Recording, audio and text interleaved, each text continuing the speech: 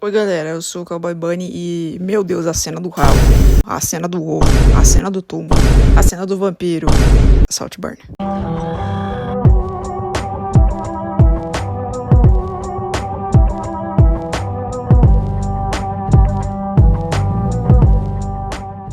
Sim, gente, o TikTok foi tomado de assalto por um filme novo da Amazon, Saltburn, que é um filme sobre uma bitrambiqueira. Pra começar bem o ano de 2024, não é? E eu gostei bastante do filme, já adianto. Como sempre, eu vou dividir o vídeo entre parte sem spoilers e parte com spoilers.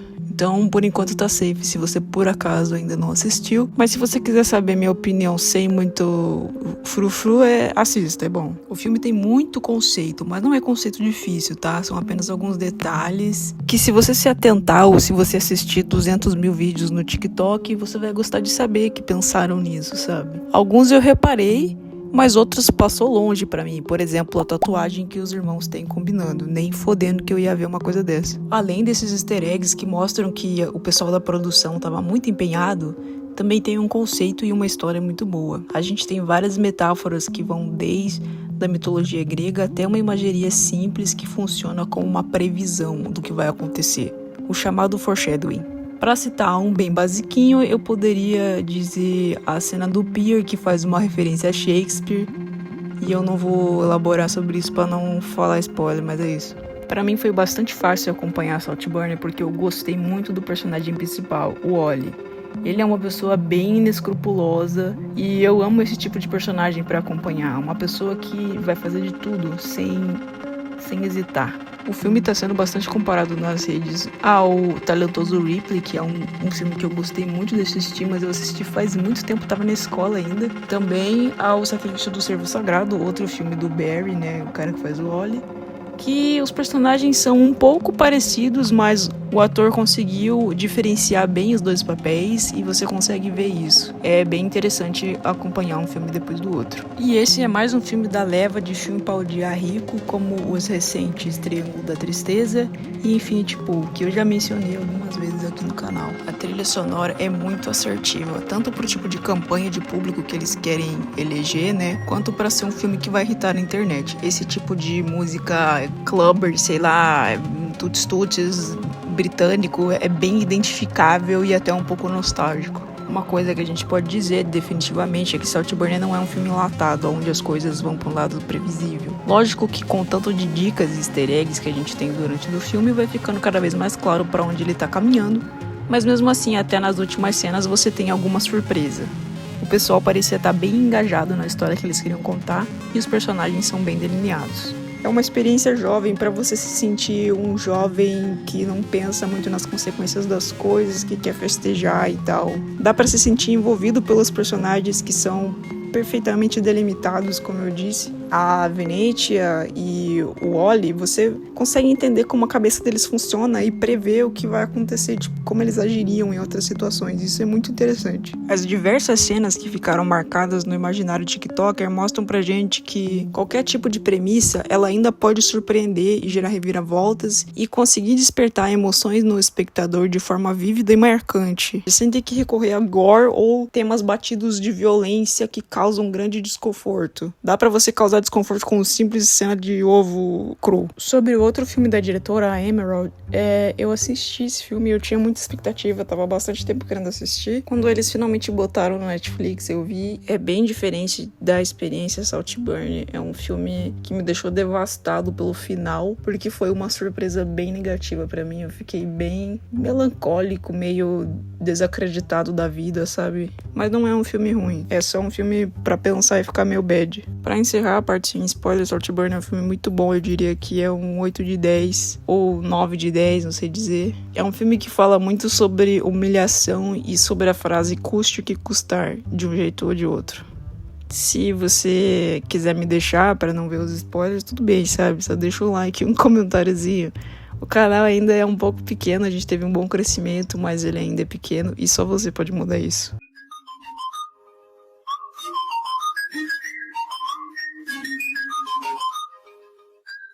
Pra começar a parte com os spoilers, eu vou fazer um resuminho pra quem tá infiltrado aqui e ainda não viu ou não quer ver. Oliver e Felix se conhecem na faculdade. O Oliver fica obcecado de todas as maneiras possíveis com o Felix. E ele vê uma brecha perfeita pra conseguir o que ele quer do Felix, que é um garoto podre de rico, quando ele convida o Oliver para passar as férias na casa dele, uma propriedade chamada Saltburn. Aos poucos, o Oliver vai vendo todas as coisas que ele poderia ter, que ele poderia ser, começa a desejar elas, deseja consumir toda essa família. E ele vai fazer isso, um a um. No começo, antes da abertura do vídeo, eu listei algumas das cenas que ficaram famosas, né? Elas ficaram conhecidas como a cena do... E daí tem a cena do ovo, a cena do túmulo, a cena do ralo, não sei o que lá. E eu tenho que dizer que a cena dessas que mais me deixou desconfortável foi a cena do karaokê, porque eu odeio karaokê.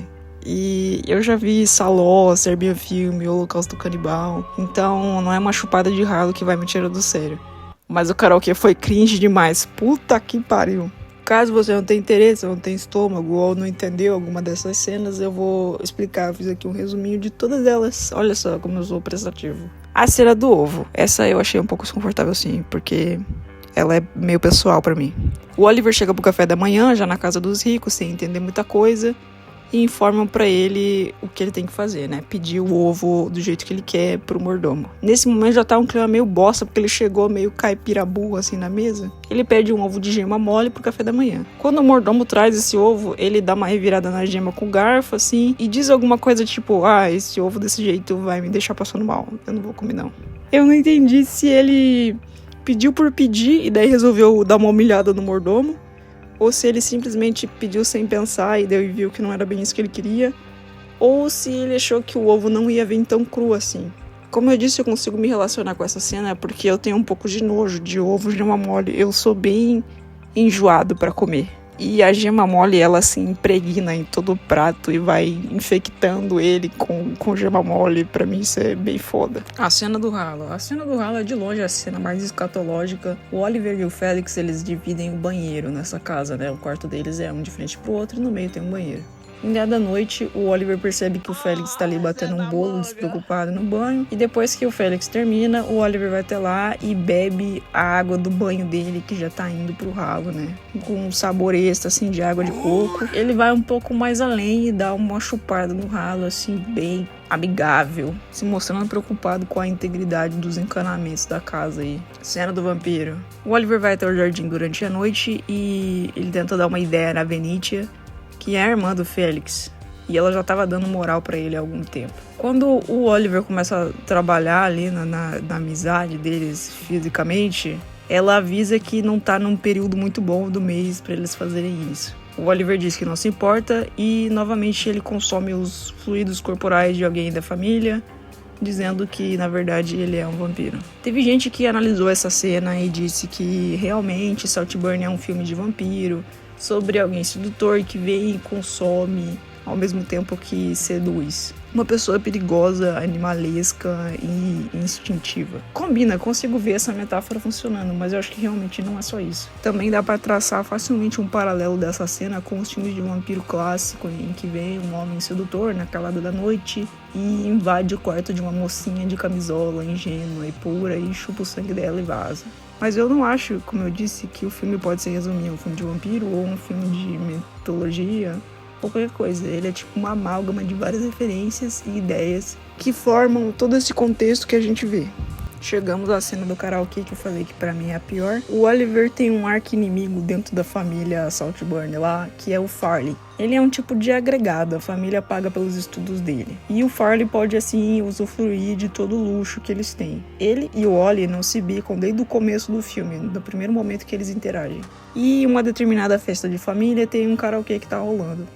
O Farley coloca uma música e intima o Oliver a ir lá cantar, uma música que ele nem sabia qual é, segundo ele. E a música não é nada mais nada menos do que Rent, uma música sobre a pessoa ser bancada. Daí o Oliver fica mó de cu duro, super desconfortável e retruca falando: essa música também é sua, Farley, nem termina ela. E daí o Farley humilha o moleque servindo vocais e... Eu acho que nesse momento o Oliver realmente foi pego de calça riada, porque sim, ele tá sendo bancado e ele sabe disso, pra que esconder? Mas isso diz bastante sobre os dois personagens. Eu acho que traz até um pouco de vulnerabilidade pro Ollie, que é legal de assistir. E ele com certeza vai ter uma vingança muito maligna depois. Por último, rapaziada, a temida cena do túmulo, que segundo as más línguas foi um improviso. Depois de assassinar o Félix do método mais não confrontacional possível, veneno, o Oliver vai visitar o túmulo do amigão, colega de quarto, parceirão dele, e resolve prestar uma linda homenagem à cova recém-cavada onde tá o Félix lá enterrado. Meus amigos, ele meteu essa. Eu cheguei bem atrasado pra fazer um vídeo de desvendando todos os segredos. Milhares de criadores de conteúdo já fizeram isso, inclusive no TikTok, né? Que é uma rede de produção muito mais rápida. Mas eu gostaria de citar alguns desses easter eggs que me chamaram bastante atenção. Como eu citei anteriormente, a Venetia tem uma cena que faz uma alusão ao quadro que representa a Ofélia, a personagem do Shakespeare, no drama Hamlet. E o fato da Venetia se chamar Veneza ou algo parecido, que é uma cidade que está sendo submersa graças à porra do aquecimento global, adiciona uma camada extra. Porque assim como a Ofélia, a Venetia também vai de offline na água. Eu amo os enquadramentos espelhados ou de ponta cabeça do Oliver, esses mais não convencionais assim, que deixam claro o quanto a mente dele é retorcida ou até mesmo espelhada, como o Doppelganger, que é outra criatura que é citada no filme. O Doppelganger é tipo uma versão espelhada sua que é do mal. Então o Oliver é bem isso, ele é uma versão espelhada, uma criatura que tenta emular a humanidade, mas na verdade ele é movido por ruindade pura. Outra metáfora genial é que assim que o Oliver chega na casa, ele mexe numa caixinha onde tem os membros da família em versão marionete. E quando ele mexe nessa caixinha, os bonecos dançam de uma forma muito agoniante e esquisita. No final ele traz de volta essa caixinha com as pedras em cima. Eu achei isso uma metáfora fácil de ver, legal de observar e muito boa. Na sua genialidade, o filme também monta suas próprias mitologias e imagerias, que é o negócio do arremesso da pedra com o nome do morto na água.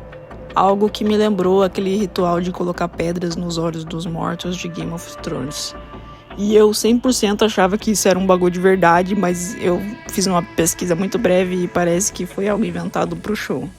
Outra coisa é o tal do labirinto. Que tipo de riquinho safado não tem uma porra de um labirinto em casa?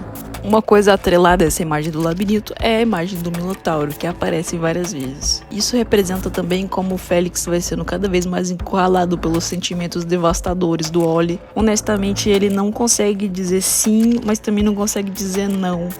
O que vai dando uma agoniazinha em quem tá assistindo. Esse negócio de labirinto também me evoca algumas memórias de O Iluminado, e O Iluminado é muito foda, então esse filme é foda também. Sobre o Minotauro é uma besta que nasceu de uma luxúria proibida, literalmente um ato de bestialidade. É uma criatura destrutiva e poderosa, que de alguma forma também é muito atraente, geralmente representada com um corpo escultural, mesmo que grotesco de alguma maneira. Existe uma peça de Shakespeare também, que se chama Sonho de uma Noite de Verão, que é o tema do aniversário do Oliver. E ela também tem uma relação com o Minotauro, que é morto no começo da história. O Oliver escolheu o aniversário dele para matar o Félix, fazendo disso um tipo de união dos dois para sempre.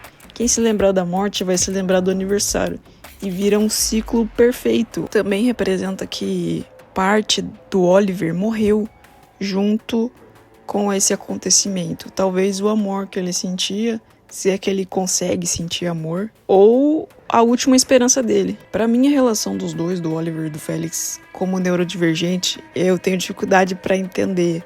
Não do ponto de vista do Ollie, isso eu entendo bem. O Félix é a pessoa favorita dele, a obsessão dele, o hiperfoco. E ele vai lentamente sendo seduzido pela vida de luxo dele. O objeto de desejo dele atrai status também. Ele é desejado por muitos, simplesmente por ser ele. É quase irresistível não gostar de alguém assim. E como foi dito pela Venetia, o Ollie é uma mariposa. Ele é atraído por coisas que são atraentes. Tá, mas o que o Félix vê nele? Ele é um nerdola, um coitado, tipo um zero à esquerda, como diriam os antigos. Vê no Oliver uma coisa pra cuidar, um cachorrinho, uma coisinha triste que ele quer agradar de alguma maneira pra se sentir melhor? Ou faz tudo parte da cultura I can fix him, que é tipo, eu posso consertar essa pessoa. Quando alguém cria interesse por essa pessoa, esperando que vai transformar ela em algo melhor. Isso parece altruísta, mas na verdade é uma jornada bem egoísta mesmo. Você tá fazendo bem pra se sentir melhor. Eu divaguei um pouco, amigos. A Elspeth é a minha personagem favorita. Ela é meio secundária, mas eu gosto muito da Rosamund Pike e ela tá completamente magnética nesse papel. À primeira vista, ela é só uma piruinha rica, bonita, fútil, que também tem muito interesse em fofoca. Mas ela também é uma pessoa resiliente, e eu gosto de pessoas resilientes também, que vão se fodendo cada vez mais na trama e você vai acompanhando e vendo essa pessoa simplesmente resistir. Eu acho isso muito bom. Pra encerrar, eu preciso destacar o figurino, que é outro ponto alto do filme. A caracterização dos personagens tá perfeita, o modo com que o visual do Oliver muda conforme ele vai se tornando uma pessoa mais refinada de uma maneira ou outra, ou se adaptando como um camaleão para poder circular nos lugares onde ele quer. A gente também tem as roupas despreocupadas e casuais do Felix e o look da Venetia, que é meio desleixado, meio grunge, em contraste com roupas super chamativas. E o pai da família, ele é meio velho caduco e ele faz esse personagem do velho caduco e tem até um pouco de brilho, assim, ele ser um personagem um pouco mais raso, eu acho. Aquela cena onde ele encontra o filho dele morto e começa a ter um tipo de devaneio tentando ajudar ele. Eu achei que trouxe muita camada para esse personagem, que até então era só o velho caduco. Como eu disse, o filme é muito bom. Ele transforma cenas que não são muito palatáveis num contexto mais palatável, em que você aceita suportar essas cenas porque você sabe que coisa melhor vai ser oferecida adiante. Isso é bem recompensador como telespectador. Os segredinhos, os easter eggs, é muito interessante de acompanhar. E eu achei que foi um grande acerto, um dos grandes filmes do ano passado. Vocês gostaram do filme? Deixem um comentáriozinho aí, vamos conversar. E tchau!